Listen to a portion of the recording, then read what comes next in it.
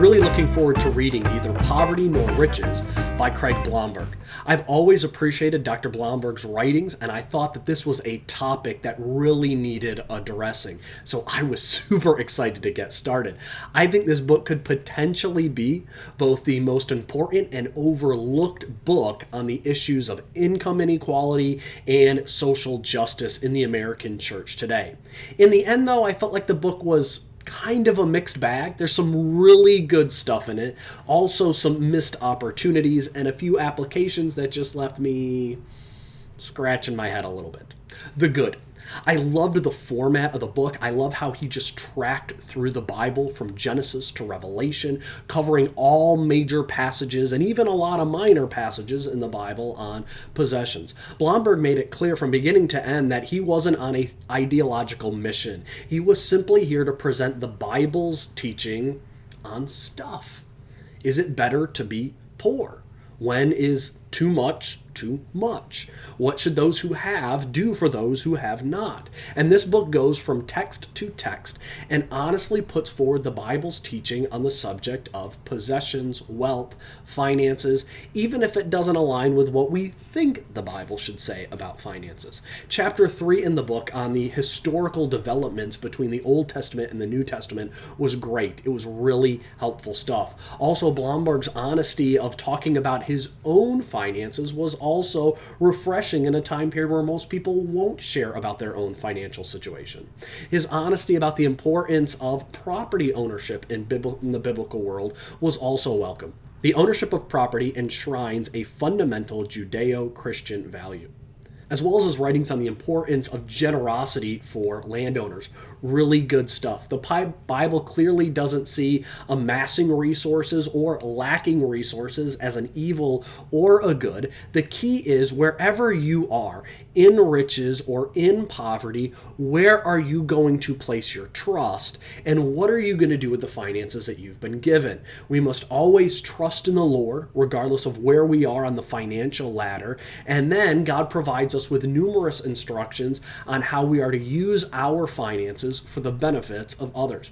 One of the major reasons that God allows people to grow wealth is so that we can take that wealth and share it with others. So I thought again and again that Dr. Blomberg showed that he's really wrestling through all of the Bible's passages on wealth. He puts one right alongside another. He didn't just simply highlight the ones that would have supported a view he already had coming into this study. Now onto the not so good in this book. And I do want to make it clear that there is a lot more good in Neither Poverty Nor Riches than there is not good. The one thing that was lacking in this book is that he really needed a chapter that compared wealth and possessions in the world of the ancient Israelites, and then Judah under Rome, and then at the same time a third comparison between those in the 21st century world today.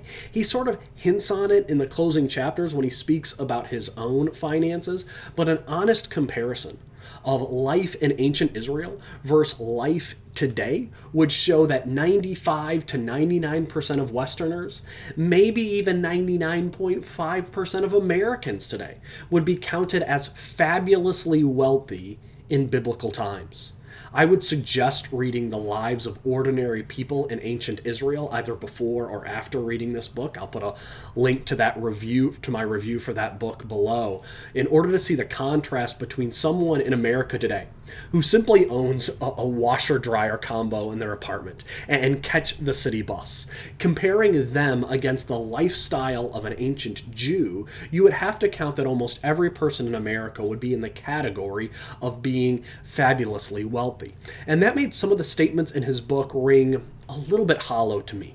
He made a statement on injustices in our tax system, which to me is crazy because 45% of Americans don't pay income tax. And our tax system is far more skewed to the wealthy paying more than anything we see in the Bible. And then there's this quote: Paul's insistence on the right of all to a fair share has never been more timely than it is today, when in every respect, economically, socially, culturally, and educationally, the rich are getting richer and the poor poorer.